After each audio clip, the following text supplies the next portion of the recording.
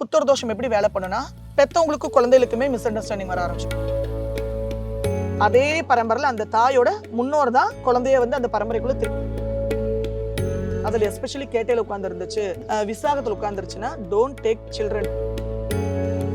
இந்த புள்ள வந்தப்பறம் இந்த பையன் வந்ததுக்கு அப்புறம் தான் எங்க ஃபேமிலியில குழந்தை இல்லாம போச்சு, பிரச்சனையாச்சு, வேற பிள்ளை கட்டி இருந்தா கிடைச்சிருக்கும். குழந்தையும் பெத்தவங்களும் எனிமையாகிறது சிம்மத்துல சூரியன். சிம்மத்துல சந்திரன் இருந்தா நான் சொன்ன மாதிரி கொஞ்சம் ஏமாந்தா கூட டிஃபரெண்ட்லி ஏபிள்டு சைல்டையோ ட்ரபிள்சம் சைல்டு. இதுல நிறைய ஆட்டிசம் இருக்கிற குழந்தைங்க கூட அஞ்சுல சனி இருக்கும்போது அந்த வேலையை கேது 5ஆம் பாவத்துல இருக்கு அப்படின்னா அந்த கொடி சுத்தி பிறக்கிற குழந்தைங்க. ரெண்டாவது அந்த குழந்தைகளுக்கு கப்பலுக்கு என்ன ரெமெடி அப்படின்னா இந்த நட்சத்திரங்கள லக்னமோ சந்திரனோ லக்னாதிபதியோ இருந்தா இதே நட்சத்திரத்துல லக்னமோ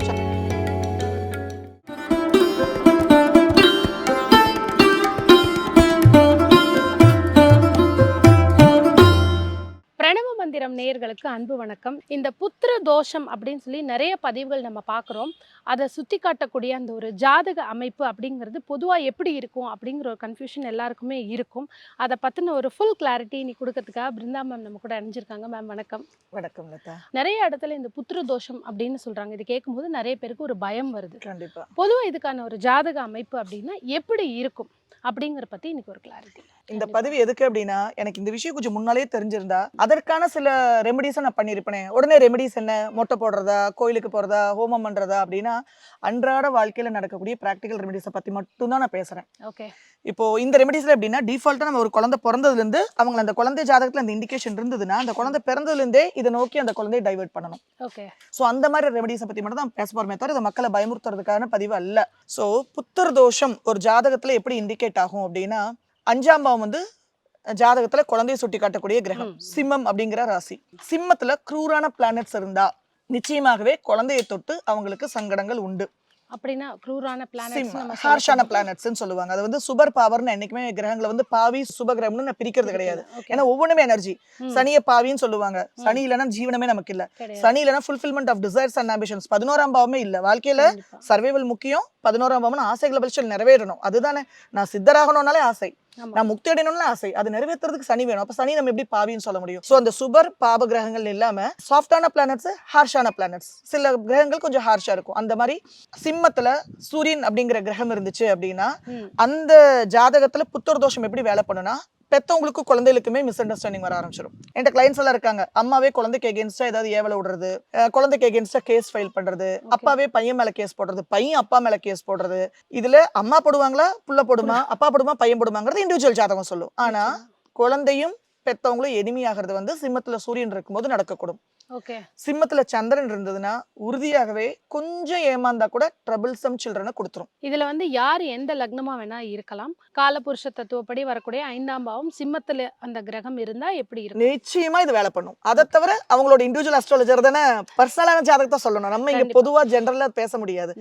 சிம்மத்துல சந்திரன் இருந்தா நான் சொன்ன மாதிரி கொஞ்சம் ஏமாந்தா கூட டிஃபரெண்ட்லி ஏபிள்டு சைல்டையோ ட்ரபிள்சம் சைல்டோ சைல்டுலெஸ்ஸாவோ கூட மாத்திரும். சில பேருக்கு சூரியன் சந்திரன் நினைவு இருக்குமே, அம்மா கடுமையா பாதிக்கும். சிம்மத்துல செவ்வாய் இருந்துச்சுன்னா குழந்தைங்களே பெத்தவங்களுக்கு எனிமிட்டியா மாறிடுவாங்க. குழந்தைகளே பெத்தவங்களை எனிமியா ட்ரீட் பண்ணுவாங்க. பெத்தவங்க குழந்தைகளை அந்த எனிமியா ட்ரீட் பண்ணுவாங்க.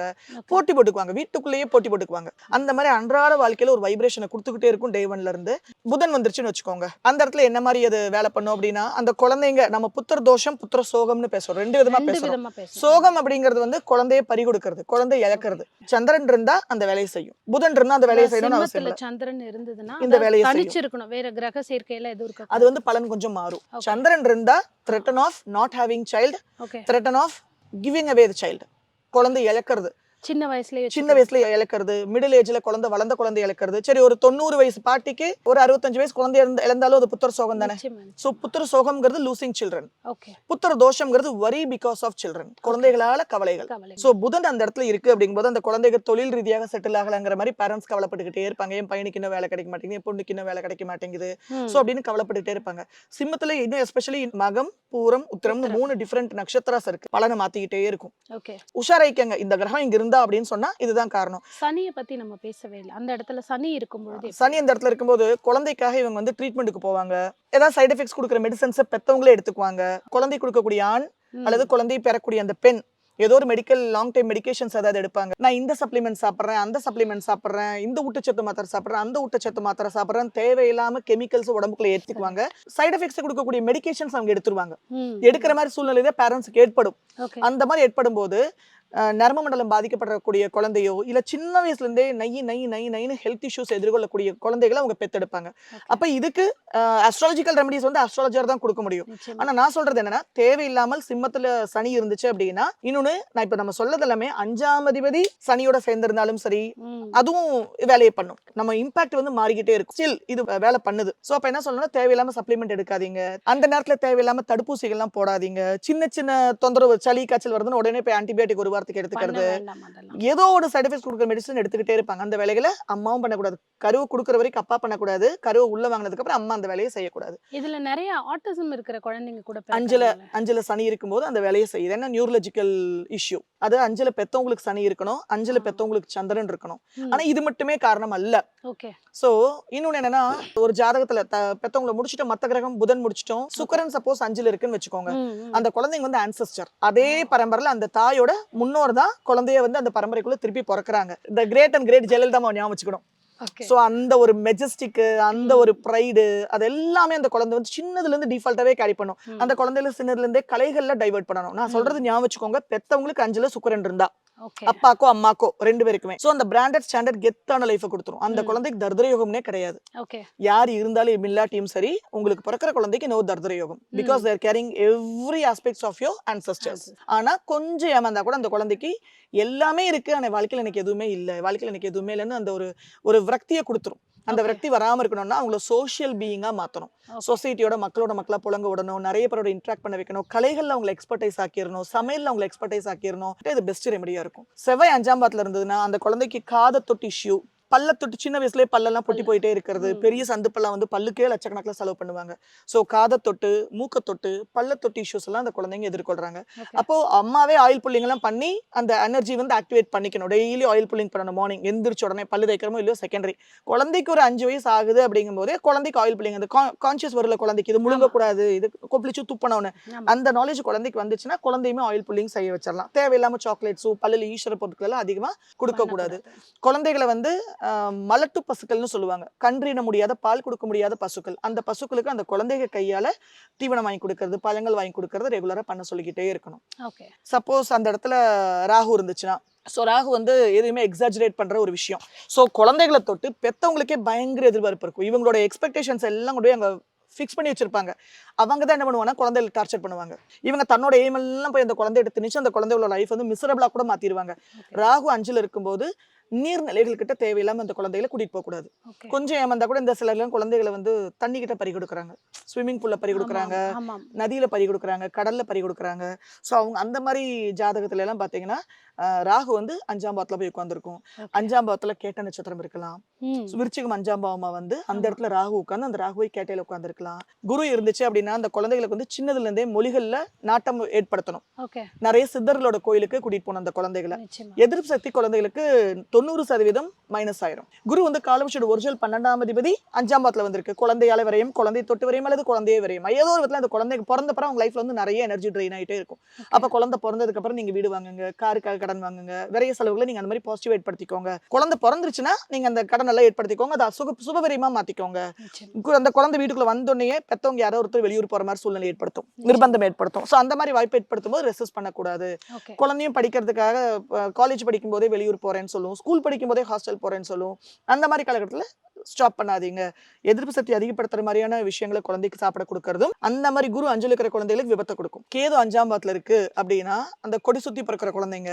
ரெண்டாவது அந்த குழந்தைகளுக்கு வந்து விஷன், நர்வ்ஸ் 2 சம்பந்தமான இஷ்யூஸும் அந்த குழந்தைகளுக்கு ஏற்படும். முதுகுத்தண்டோட வீக்கா இருக்கும். அந்த மாதிரி குழந்தைகளுக்கு விட்டமின் டி டெஃபிஷியன்சி வரும். கழிவுறுப்புகள் கழிவுல சரியா வெளியேற்றாது, ரத்தம் வந்து நஞ்சாகும் சின்னதுல இருந்து. அப்ப என்னன்னா அந்த குழந்தைக்கு வந்து யூரின் ப்ராப்பரா போகுதா, மோஷன் ப்ராப்பரா போகுதா, இதை மானிட்டர் பண்ணிக்கிட்டே இருக்கணும். டெய்லி காலையில பெரியவங்க எல்லாம் நம்ம என்ன பண்ணுவாங்க, குழந்தை பிறந்தோடனே சன்லைட்ல போய் காட்டுவாங்க, குழந்தை இப்படி வந்து காட்டுவாங்க கூடையில வச்சு. சோ அந்த மாதிரி துணியில வச்சு குழந்தைய போய் வெயில்ல காட்டுறது. டெய்லி மார்னிங் ஒரு 10 to 15 மினிட்ஸ், சூரிய உதயமே ஒரு 1 மணி நேரம் கழிச்சு. வள்ளலார் வந்து அந்த சன் தான் நல்ல ஹீட், கரெக்டான அக்னின்னு சொல்றாரு.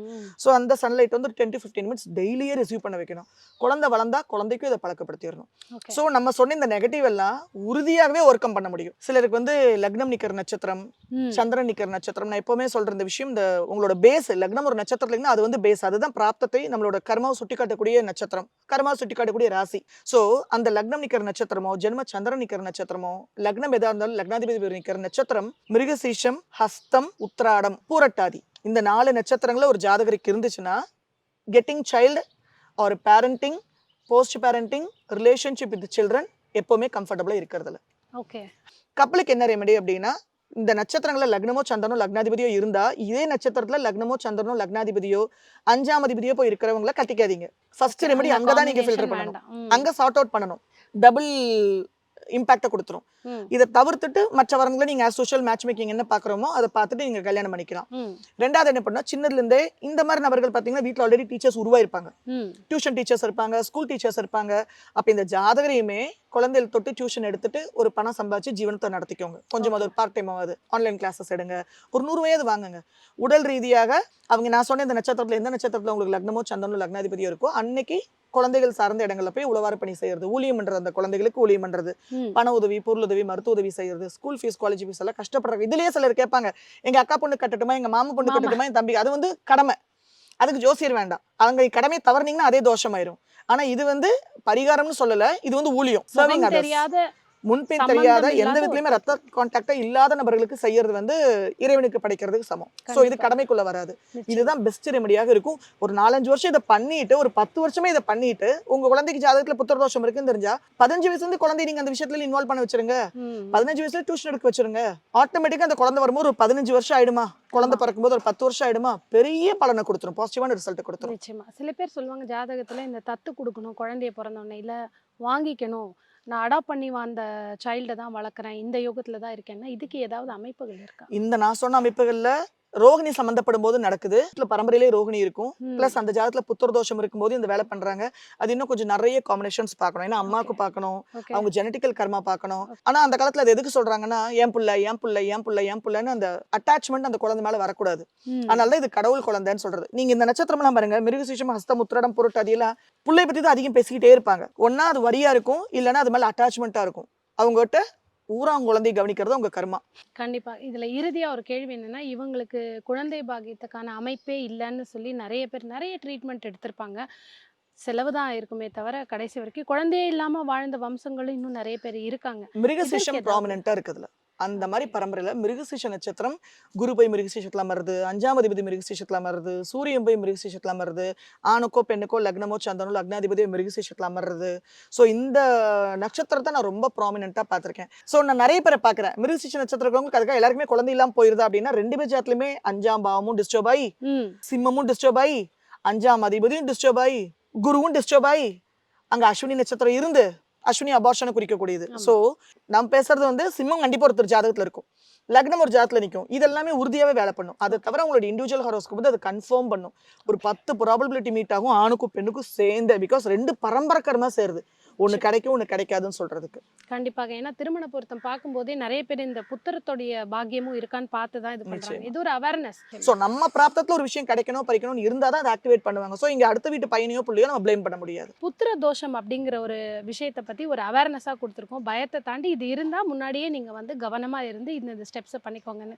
தொடர்ந்து அடுத்தடுத்த பதிவுகளும் அவேர்னஸா இன்னும் நிறைய கேள்விகள் இருக்கு, பார்க்கலாமா? நன்றி. மிக்க நன்றி.